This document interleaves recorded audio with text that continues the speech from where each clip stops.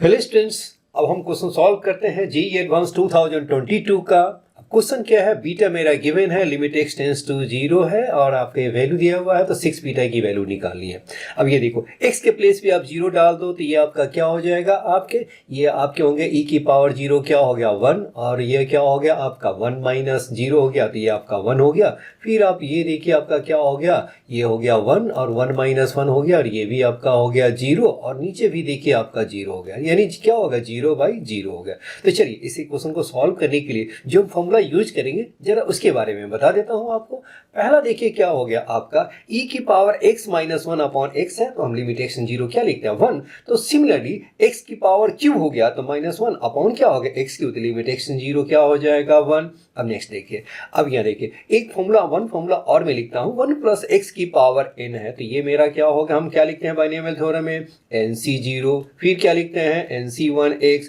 फिर क्या लिखते हैं nc2x², और ये क्या हो गया nc3 और ये क्या होगा x क्यूब हो गया जी, राइट है। ये कहाँ तक जाता है ncn x की पावर n तक जाते हैं, कब, जब n बिलोंग्स करता है नेचुरल नंबर में, ये राइट है। ये सॉरी ये मिस्टेक है।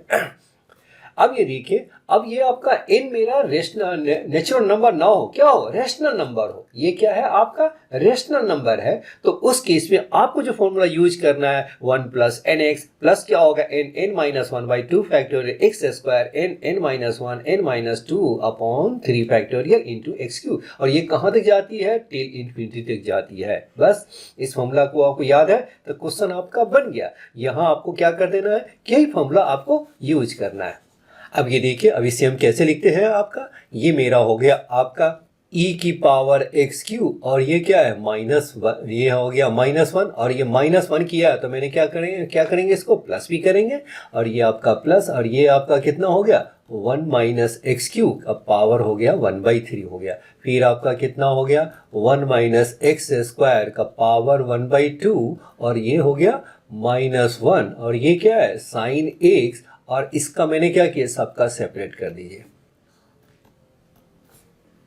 मैंने सेपरेट कर दिया। अब ये देखो ये आपका लिमिट एक्स टेंड्स टू 0 जा रहा है तो ये आपका कितना होगा, दिस इज इक्वल टू क्या हो गया 1 हो गया। अब यहाँ देखिए यहाँ पे हम एक्सपेंशन यूज करेंगे तो ये क्या हो गया 1 माइनस हो गया आपका क्या हो गया 1, और ये क्या होता है nx होता है यानी क्या हो गया 1/3 क्या हो गया x क्यूब हो गया। फिर आगे बताइए क्या लिखते हैं n प्लस 1 हो गया तो 1/3, फिर क्या होगा 1/3 माइनस 1 और ये हो गया माइनस एक्स क्यूब का स्क्वायर अपॉन क्या हो गया आपका, ये हो गया आपके 2 फैक्टोरियल हो गया। अब ये देखिए, लेकिन मुझे इसकी आगे की जरूरत नहीं है, क्यों नहीं जरूरत है, क्योंकि वो नीचे आपका एक्स क्यू है तो ये आपका एक्स की जरूरत मुझे है ही नहीं, तो इसको लिखने की जरूरत नहीं है मुझे, और डायरेक्ट आप यहाँ पर नीचे लिख दीजिए आपका क्या हो गया एक्स क्यू हो गया, क्योंकि वह x6 है नीचे x के ऊपर x6 है एक्स क्यू हो गया तो आपका x की पावर 3 रह जाएगा, इसलिए इसको लिखने की जरूरत नहीं है। चलिए अब यहाँ देखिए सिमिलरली इसी पैटर्न पे इसको सॉल्व कर दीजिए तो 1 प्लस क्या होगा nx हो जाएंगे तो -1/2 एक्स स्क्वायर,